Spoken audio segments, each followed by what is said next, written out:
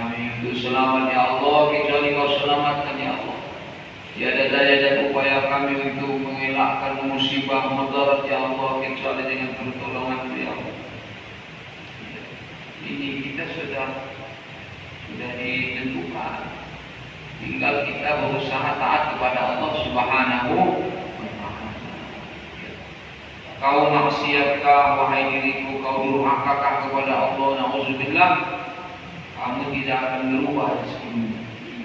Bukan kamu kalau berbohong tambah kaya, bukan kamu kalau menipu orang lain dan zalimi orang lain tambah berbahagia, tambah banyak bagianmu. Tidak, diriku sadarlah engkau wahai saudaraku, ingatlah. Nah, ini mengajak, jangan lupa mengajak kepada jalan Allah.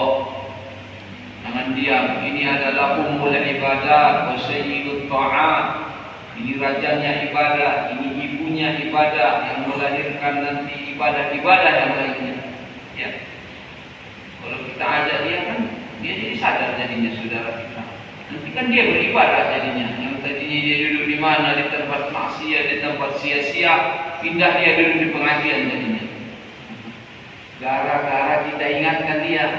Ya, wahai saudara, kita tidak lama di dunia ini. Kita setiap hari diancam dengan kematian. Kita sudah dihukum mati semua. Dan kapan kematiannya terserah Allah. Tidak harus sakit. Yang nggak sakit ada juga, yang meninggal juga pergi meninggalkan dunia, nggak sakit dia. Tadi malam masih dengan saya, masih bercerita, masih makan nasi goreng dengan saya. Iya, sebelum subuh masuk angin, dikerok, dikasih balsam sama istrinya, langsung meninggal. Ya Allah, tolonglah kami ya Allah. Nah, jadi kita saling mengajak, usahakan tegaknya agama Allah di negeri kita ini. Wahai saudaraku bangsa Aceh, kamu mulia di hadapan Allah.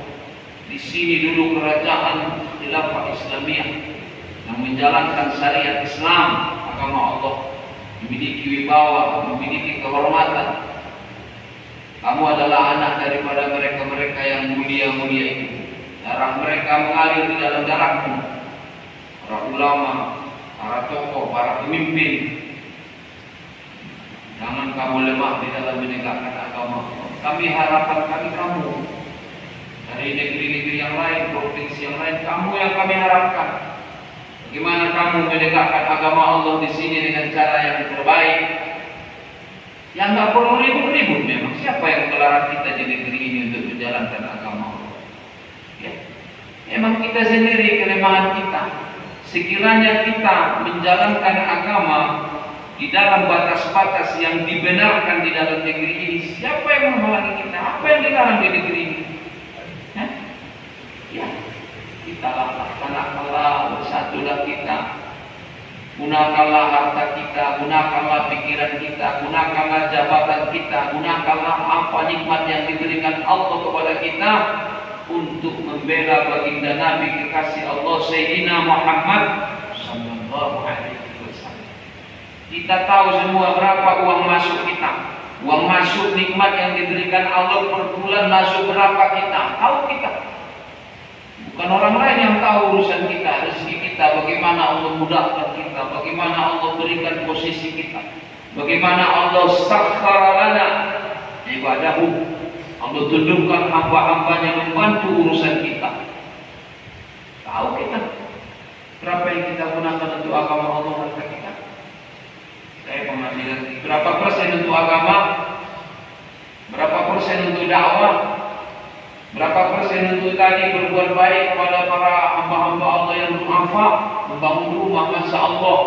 Mudah-mudahan saya bisa amalkan di Sumatera. Amin ya rabbal alamin. Ini mengumpulkan dana umat untuk membangun rumah saudara kita. Ini amalan untuk selamat daripada huru hara hari kiamat. Terus semangatkan, tambahkan, majukan lagi.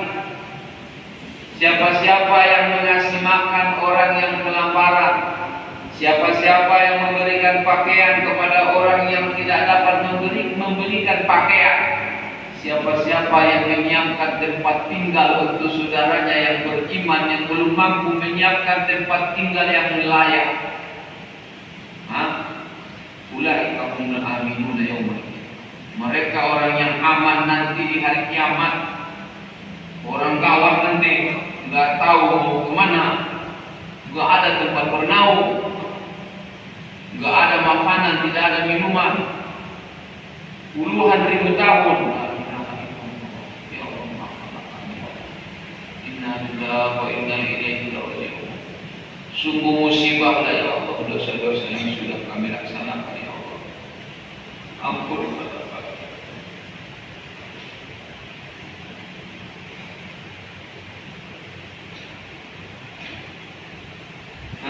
hari itu mereka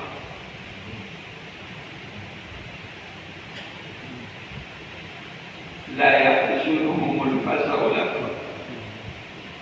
Mereka tidak sedih ketika datang dahsyat di hari kiamat, guncangan yang sangat dahsyat di hari kiamat, huru-hara yang sangat dahsyat. Itu tidak membuat mereka sedih. Mereka orang-orang yang dicintai. Nah, itu salah satu jalan. Sudah berapa kita yang kita buat untuk itu?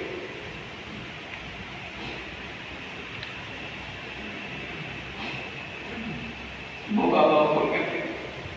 Ya Allah, ampunkanlah kami ya Allah. Ampunkanlah kami ya Allah.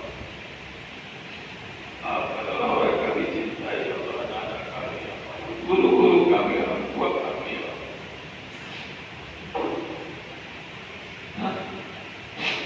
Bagus program kalian, lanjutkanlah, ikhlaskanlah, ya. Setelah kita berbuat baik, jangan merasa berjasa, jangan pernah merasa berjasa kita. Itu bukan milik kita, itu bukan kehebatan kita. Itu adalah taufik min Allah. Itu adalah pertolongan Allah Subhanahu wa ta'ala. Sehingga kita dijadikan Allah berpikir. Ini dia pikirkan. Dia pikirkan. Dengan pikirannya yang baik, yang ikhlas, ingin berbuat baik, membantu fakir miskin. Fakir miskin adalah orang-orang yang mulia. Apabila dia beriman dan taat kepada Allah. Sayyiduna Hasanul Basri alaihi rahmatullah. Beliau tidak pernah meremehkan orang-orang yang fakir miskin. Itu sangat memuliakan dia. Sampai orang-orang berkata kepada beliau, wahai imam, wahai junjungan, antum sangat menghormati orang-orang fakir miskin, sangat memuliakan mereka. Ada apa? Dari mana antum sampai sangat-sangat luar biasa dalam memuliakan mereka? Apa jawab beliau? Inilah orang-orang yang membawa belanja kita ke negeri akhirat. Ini yang menanggung belanja kita ke negeri akhirat. Mereka-mereka ini, dengan sebab mereka, ini belanja kita untuk di akhirat yang kita perlukan di sana sudah sampai di sana. Bukan dengan sebab mereka, berkuranglah belanja kita, keperluan kita di negeri akhirat. Apa tujuan hidup kita ini? Kita sudah datang di sini, mau tak mau kita akan pergi juga dari sini, dan itu di depan mata kita. Di mana kakek moyang kita? Kemana mereka? Di mana raja-raja kita? Di mana orang-orang yang sebelum kita? Mereka sudah di dunia ini mereka. Mereka kaya raya juga mungkin, lebih kaya lagi dari kita. Ya, tujuan di dunia ini adalah bagaimana kita taat kepada Allah, bagaimana keluarga kita taat kepada Allah, bagaimana anak-anak kita, keturunan kita mengetahui agama Allah, bagaimana mereka kita mengikuti ajaran Rasulullah Sayyidina Muhammad sallallahu alaihi wasallam. Bagaimana kita, keluarga kita, masyarakat kita mengikuti para ulama, Hati-hati orang-orang yang menceritakan aibnya ulama, yang menjatuhkan kehormatannya ahli-ahli agama. Kita takut mereka ini akan su'ul khatimah, buruk kesudahannya. Ditakutkan mati dalam kekafiran. Kita memuliakan para ulama, para habaib, keturunan Nabi Sayyidina Muhammad sallallahu alaihi wasallam. Jangan ikuti orang-orang yang sudah sesat pikirannya. Mereka menghinakan para habaib. Kita tidak perlu pembahasan panjang-panjang lah. Sudah Sayyid Muhammad Alawi guru kita, lautannya ilmu, rajanya para ulama, rajanya para aulia. Kita lihat ulama-ulama seperti anak kecil di samping beliau, yang keramat, yang barokah, yang kasab. Kalau sudah di depan beliau, ya bilang macam anak kecil saja, suruh-suruh. Dan mereka semua sayang dengan beliau, takzim dengan beliau, mengakui beliau. Beliau memuliakan Ba'alawi. Beliau mengambil mereka menjadi keluarganya atau menikahkan keluarganya kepada mereka. Beliau menyambut, ya Habib, Abdul Qadim, termasuk para sadah Ba'alawi. Sini Habib, kawal, datang sini dulu di samping saya. Ada dalilnya mana kitabnya? Udahlah, pakailah kitabmu. Kitab saya inilah guru-guru kita ini yang karomah, yang barokah, yang tidak ada mereka mengajarkan yang tidak baik. Kita pun beragama di negeri ini disebabkan pengorbanan mereka. Datang mereka, mereka menuntut ilmu kepada Sayyid Abbas, Abu Hasan Kurungkale, itu namanya. Itu muridnya Sayyid Abbas. Sayyid Abbas itu kakeknya Sayyid Muhammad Alawi. Abu Hasan gurunya Abu yang Mudawaliyah. Saya dengar sambungannya kepada mereka. Kemudian datang orang yang tak jelas asal usulnya dari mana, yang diragukan, jangan-jangan dia anak siapa, banyak ceritanya. Gunanya apa? Gunanya apa? Dia apakah Habib enggak Habib? Kan bagusnya dia. Saya Habib enggak Habib juga, kalau enggak bagus juga luruskan juga. Dia pun ulama kah, kiai kah, wali kah, mungkin saja salah dia. Nah, kita kan bukan nabi, kita bukan malaikat.